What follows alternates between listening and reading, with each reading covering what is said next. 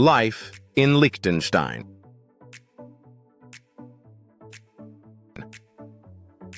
Liechtenstein offers a peaceful lifestyle, surrounded by stunning Alpine landscapes. It's known for its high standard of living, strong economy, and safe environment. The people are friendly and maintain a close-knit community. Girls in Liechtenstein, women in Liechtenstein are highly educated and independent. The country values gender equality, and women actively participate in various fields, from education to business and politics.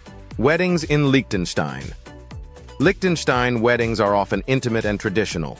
Ceremonies may include church services, followed by receptions featuring local delicacies and scenic venues amidst the Alps.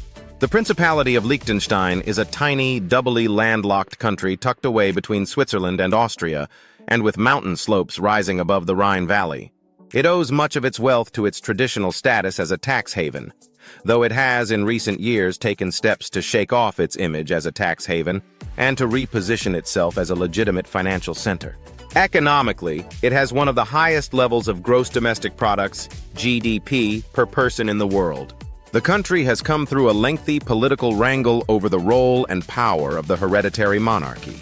After an often bitter campaign, the people voted in March 2003 in a constitutional referendum to give Prince Hans Adam sweeping new political powers. The following year, he handed over practical power to his son, Crown Prince Alois. Principality of Liechtenstein. Facts. Capital, Vaduz area, 160 km, Sao.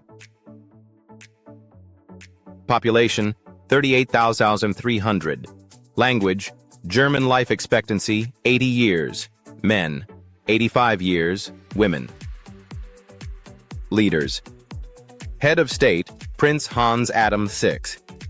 Prince Hans Adam, a successful banker, became head of state following the death of his father, Prince Franz Joseph, in 1989. In August 2004, he handed over the day-to-day running of the principality to his son, Crown Prince Alois, while remaining titular head of state.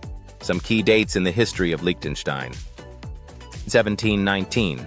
Liechtenstein acquires its present name and becomes an independent principality of the Holy Roman Empire. 1815. Liechtenstein becomes a member of the German Confederation until 1866. 1866. Liechtenstein becomes fully independent. 1919. The Habsburg monarchy of Austria is abolished. Switzerland replaces Austria as the representative of Liechtenstein's interests abroad. 1921. Liechtenstein adopts the Swiss franc as its currency. 1923. Liechtenstein enters customs union with Switzerland. 1938. Prince Franz Joseph II ascends to the throne. 1939. Outbreak of World War II. Liechtenstein remains neutral. 1984. Prince Franz Joseph II hands over executive power to his son, Crown Prince Hans Adam II. A referendum grants women the right to vote in national elections, the last country in Europe to do so. 1989.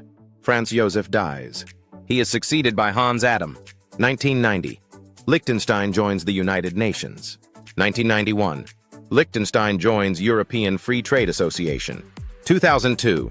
Liechtenstein faces sanctions threat after OECD includes it among list of 7 states failing to meet financial transparency and information exchange standards. 2003. People vote in referendum to give sweeping new political powers to Prince Hans Adam. 2004. Hans Adam hands over day-to-day running of Liechtenstein to his son Prince Alois while remaining head of state. 2005. International Court of Justice throws out Liechtenstein's claim for damages from Germany over assets it claims were handed by Germany to Czechoslovakia in 1945. Government-commissioned report finds that Liechtenstein's bank's dealings with Nazi Germany during World War II were above board. It also finds that slave labor from Nazi concentration camps was used on crown estates in Austria, but describes the principality as a bystander rather than a perpetrator. 2009. Signs agreements on the sharing of financial information with a number of countries including the US, UK, and Germany. OECD removes Liechtenstein from a blacklist of countries uncooperative on tax matters. 2011. Alois sparks controversy by threatening to veto a proposal to decriminalize abortion if approved in a referendum. Ultimately, the move to legalize abortion is rejected by voters. 2015. EU and Liechtenstein sign an agreement to automatically exchange financial information in case of tax disputes. In Liechtenstein, 38 of the world's wealthiest people go to the polls. Liechtenstein is, per capita, one of the world's richest nations and is still partly ruled by a monarch who is one of Europe's wealthiest men. Europe's most powerful monarch still lives in a towering hilltop castle and has the power to dissolve parliament and veto legislation. He is referred to as His Serene Highness. Decades, or indeed centuries, after Europe's kings and queens were forced to relinquish their political power to national parliaments, Liechtenstein's Prince Hans Adam II and his son, Crown Prince Alois, have only seen their grip on the tiny Alpine nation tighten. And the people of Liechtenstein, for the most part at least, seem to love them for it.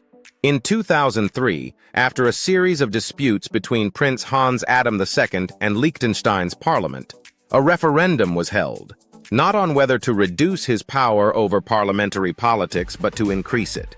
Liechtenstein's 40,000 people voted overwhelmingly in favor. Populists. Two parties have ruled Liechtenstein, which borders Switzerland and Austria, since World War II. The Progress Citizens Party, FBP, and the Patriotic Union, VU, known as the Blacks and the Reds. The Free List, which rarely gets more than 15% of the vote, is known as the Whites. Liechtenstein's right-wing populists, the Independents, known as the DU, increased their vote share in 2013 and 2017. But the country's election on Monday will, as it has always been, be a two-horse race with only marginal differences, policy-wise, between the horses. Liechtenstein, a mountainous and largely rural country, was neutral during World War II, but emerged from the conflict with little in the way of industry. Over the next few decades, it rebranded itself as a finance center, luring companies with rock-bottom corporate tax rates, while its banking secrecy laws made it a popular destination for wealthy individuals to avoid taxes, and criminals looking for a place to launder their money. The latter, and to a certain extent the former too, landed the tiny country on a blacklist of tax havens drawn up by the European Union. It was a decade before it enacted sufficient regulations to get it removed from the list in 2018. That hasn't done much to hit the people of Liechtenstein in the pocket. In 2018, per capita income in the principality was 150,000 euros, the highest in the world, even beating Luxembourg and Qatar. Prince Hans Adam II himself is worth 3.6 billion euros. Like Switzerland, with which it shares a currency and a language, Liechtenstein is not a member of the European Union, but it is a member of the European Economic Area, which regulates issues such as energy and financial services but not immigration, over which it retains control. As elsewhere in Europe, immigration is an issue that does get voters' juices flowing, despite the fact that Liechtenstein has an exceedingly restrictive policy on foreign labor, often not even permitting workers who take jobs with local companies to live in the principality. It is still the issue where the DU has found the most support, although in the 4 years since the party won its largest vote share, 18%, the populists have had an internal quarrel and split in two. That has ensured that it will be a struggle for the DU to reach the 8% threshold required to take seats in parliament. Its other half, the Democrats pro-Liechtenstein, DPL, is expected to do far better, says Frommelt, perhaps winning as much as 20% of the vote. But right-wing populism in Liechtenstein is not the same as in Switzerland or Austria, he says. And while the DPL and DU are critical about migration and European integration, those issues do not dominate their manifestos. DPL and DU voters could, however, have been influenced by populist politics by parties in neighboring countries, he added. Populism in Liechtenstein is therefore mainly imported and then cultivated through letters to the editor or in the social media. In Parliament itself and also in the election programs, one finds rather little populist rhetoric, he said. The FBP have held a majority in Parliament in Liechtenstein for the last 8 years, and so it may be that voters opt for the VU in order to change things up, although both parties are broadly the same: pro-business, sound fiscal policy, pro-family, and environmentalist. The only difference this time around is that the FBP have a female candidate for Prime Minister, which would mark the first time in history that a woman has held that role in Liechtenstein. a significant milestone for any European nation, but particularly one where the monarchical line of succession is only passed on to sons and where women didn't get the vote until 1984.